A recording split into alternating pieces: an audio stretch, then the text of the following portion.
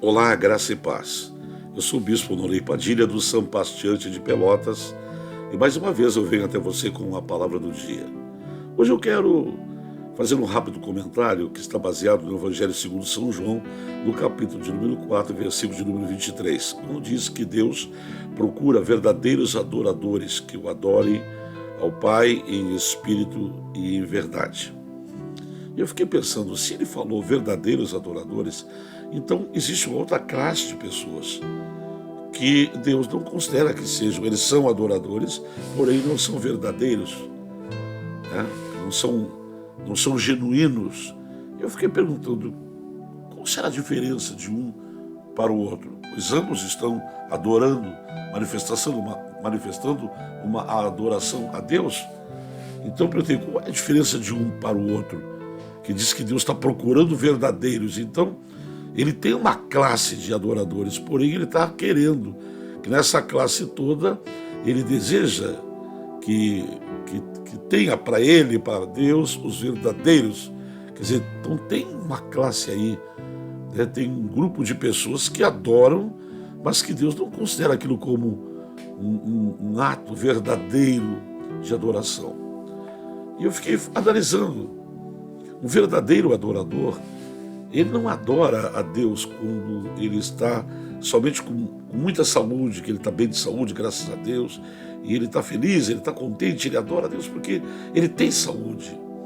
Mas quantos adoradores, quando perdem a saúde, entram no momento de doença, de enfermidade, eles param de adorar a Deus, enfraquecem da fé, eles caem, eles param de ir na igreja, eles já não têm mais aquele fervor, porque aquilo está baseado naquilo que eles têm, naquilo que eles possuem. E quando eu tenho saúde, quando eu estou bem de saúde, então eu adoro a Deus. E quando eu perco a saúde, eu perco o motivo, perco a razão de adorar. Porque a minha adoração, ela está baseada numa coisa que eu quero, que eu tenho. E se eu não tenho aquilo, eu perco a razão de adorar. O verdadeiro adorador, então, ele adora a Deus tanto tendo saúde como não tendo. Ele é um adorador, ele continua adorando a Deus, mesmo na enfermidade. Vimos o exemplo de Jó. Jó era um adorador, vivia adorando a Deus, servindo a Deus, ofertando a Deus, né? É um homem riquíssimo, cercado de bens, era um dos homens mais ricos da sua época. Mas vem uma prova sobre ele perde tudo, enterra os filhos todos, ele morre seus empregados, morre todo o seu rebanho, que era constituído de milhares de camelos, milhares de ovelhas, milhares de bois e vacas, morre tudo, vem uma praga geral. E o diabo diz para Deus, vice, tu tira as coisas dele, ele vai te negar, ele não vai te adorar mais. E quando Deus permitiu que ele perdesse os bens, e perdesse até a sua família, menos a esposa, Jó continuou adorando a Deus. Então ele adorava a Deus quando ele tinha, e quando ele perdeu, ele continuou adorando. Mas ele ainda estava vivo, tinha saúde. E o diabo tentou outra vez. E Deus disse, toca no corpo dele, mas não toca na vida. E foi quando ele ficou tomado de lepra, de pus, de sangue, de tumores no corpo inteiro, desde o alto da cabeça até a planta dos pés. Aí ele virou um moribundo, caído no chão, que não se levantava mais, que não tinha mais força para nada, ficou na miséria, não tinha mais nenhum bem, nenhuma prata, nem ouro, não tinha mais nada, ele não tinha mais nada. E agora nem saúde para se erguer, para recomeçar a vida, ele não tem. E mesmo assim ele ainda continua adorando a Deus. Quando a mulher dele disse para ele que adiantava ele ter servido a Deus durante toda a vida, e agora ele estava ali abandonado, atirado por Deus, Deus sequer mais olhava para ele. Ele disse, e a mulher disse para ele, por que tu não negas a Deus e não morre? E ele disse, tu fala como uma doida. Eu nasci nu, quer dizer, eu não trouxe nada. Quando eu vi o mundo, eu não trouxe sapato, eu não trouxe vestido, eu não trouxe calça, eu não trouxe camisa, eu não trouxe conta bancária, eu não trouxe carro, eu não trouxe nada. Eu nasci nu, e ele disse, nu eu posso morrer. E a Bíblia diz que todavia nisso Jó não pecou. Por quê? Porque ele continuou amando, ele continuou adorando a Deus. Isso é um verdadeiro adorador. Adorar a Deus quando se tem as coisas que se quer. Adorar a Deus quando se veste as roupas que desejamos vestir. Adorar a Deus quando comemos o que queremos. É muito fácil ter uma adoração, ter uma fé baseada nessas coisas que se tem e no momento que se vive. Momento bom, momento feliz da vida. Né? Aí você tem uma fé baseada, não há nenhuma dificuldade para alguém levantar a mão, levantar, chorar, pular. Mas quando você perde tudo. Ele não perdeu uma carteira com dinheiro. Ele não bateu com um carro na esquina, amassou um paralama, não. Ele perde tudo. Ficou só ele e a mulher zombando dele, incitando ele a negar a Deus. Mas ele não nega. E Deus o honra, devolvendo tudo em dobro para ele. O verdadeiro adorador, então, não adora a Deus só quando tem saúde, mas adora a Deus também quando ele perde a saúde. O verdadeiro adorador se distingue do adorador comum quando ele tem dinheiro e quando ele perde todo o dinheiro que ele tem. Ele continua porque a fé, a adoração dele não está baseada no quanto ele tem no banco, no quanto ele tem no bolso, ou se ele tem ou deixou de ter. Esse é o verdadeiro adorador. O verdadeiro adorador não é aquele que, quando o vento sopra ao contrário e o barco da minha vida desliza pelo oceano desta vida, com força, com vigor, mas quando o vento dá aquela reviravolta, e ao invés de soprar a favor, sopra contra. E o meu barco, em vez de avançar, ele até recua. E às vezes até passa pelo perigo de afundar e naufragar, e você continua adorando a Deus. Estou lembrado de Paulo e Silas da prisão, que estavam presos naquela cadeia fria, escura, gelada, infestada de ratos, infestada de baratas, não entrava a luz do sol, era num porão, era lá debaixo da terra. Com eles dezenas e centenas de homens presos ali, e além das portas fortes de ferro, também estavam amarrados com pés e mãos. Talvez o diabo disse: Deus abandonou vocês, Deus se esqueceu de vocês nessa prisão fria e gelada. Mas a Bíblia diz que perto da meia-noite, Paulo e Silas oravam e cantavam, oravam e adoravam a Deus. De onde veio isso tudo? Como pode alguém adorar a Deus com as costas toda machucadas de levar chibatadas? Como pode alguém adorar a Deus com as mãos presas por grilhões de ferro, os pés amarrados num tronco, com fome, com frio, sem a luz do sol, numa escuridão, um monte de homens talvez doentes, infestados de pragas e de enfermidades, estão ali no meio daquela gente toda.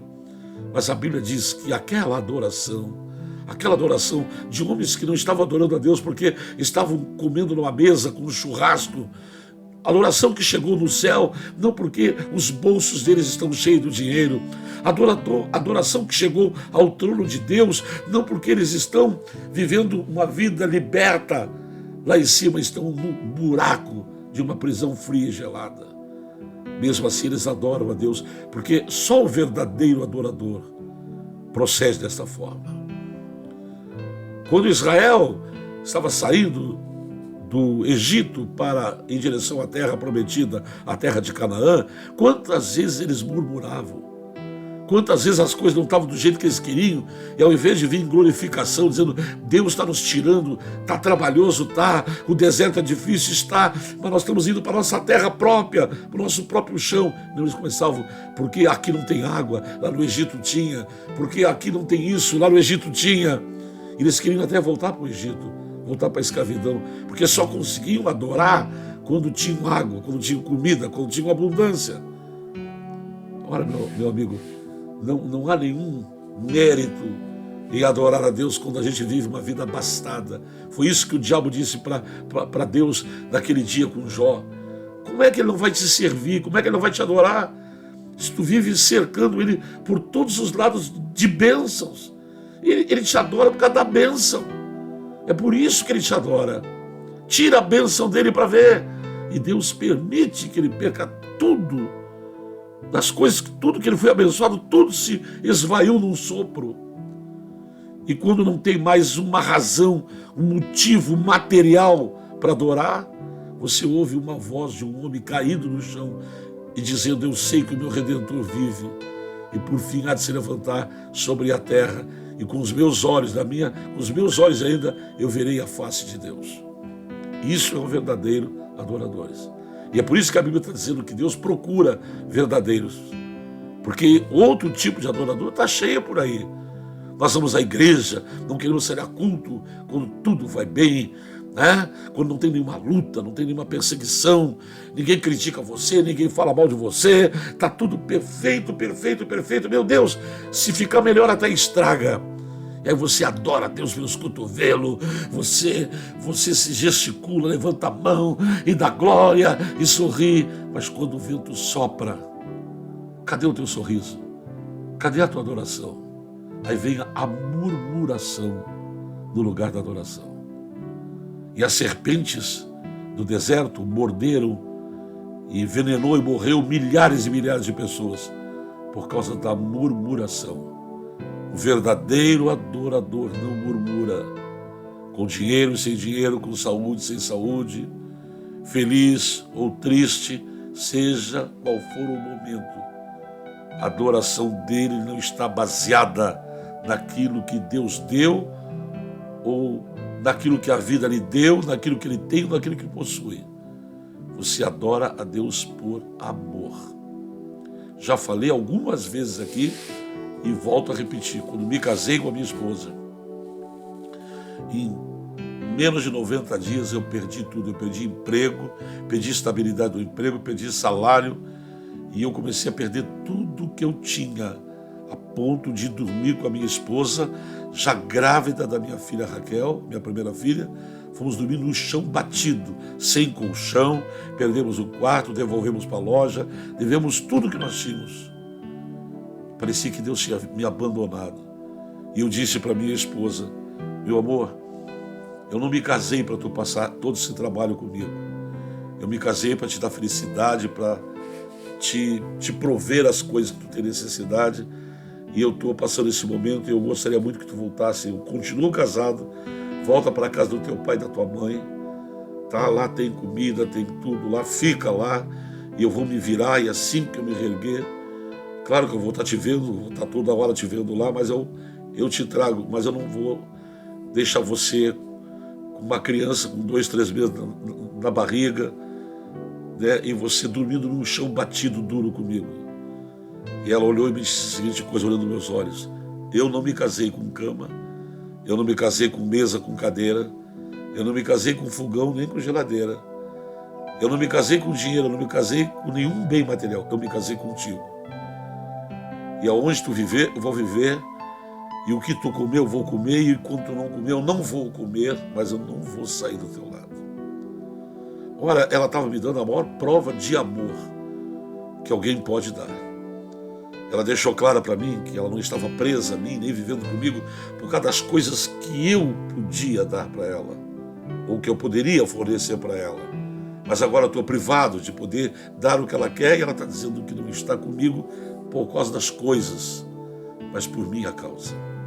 O verdadeiro adorador não adora, não sorri, não pula, não grita e não gesticula só quando ele está abastado, abençoado, mas quando ele também está o vento soprando contra, o céu está escuro, ele talvez esteja num porão de uma provação, amarrado de pé e mão, mas a Bíblia diz que perto da meia-noite um anjo desceu do céu, desceu naquela cadeia onde Paulo e Silas adoravam a Deus, mesmo amarrados, mesmo com fome, mesmo com frio, mesmo abandonados, eles adoravam a Deus, e por causa disso Deus enviou um anjo do céu.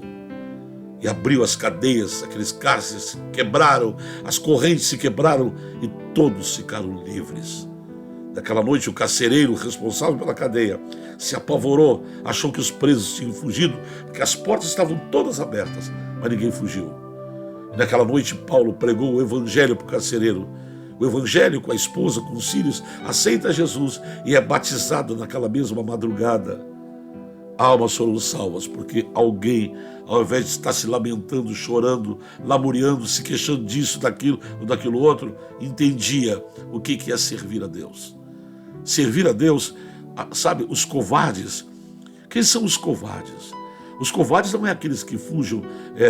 Antigamente, quando eu estava na escola, né, Alguém maior do que eu diz assim: olha, eu vou te pegar na saída, eu vou te bater, tu vai ver só, vou te encher essa cara de soco. E a gente, com medo, pulava o muro e fugia para casa. Era um ato de covardia. O covarde, ele foge de uma luta, ele foge de uma batalha porque ele tem medo. E às vezes nós fugimos de um ministério, fugimos de uma chamada, sumimos de uma convocação. Por quê? Nós achamos que só podemos cantar, louvar, pregar, adorar e ser feliz quando está tudo bem.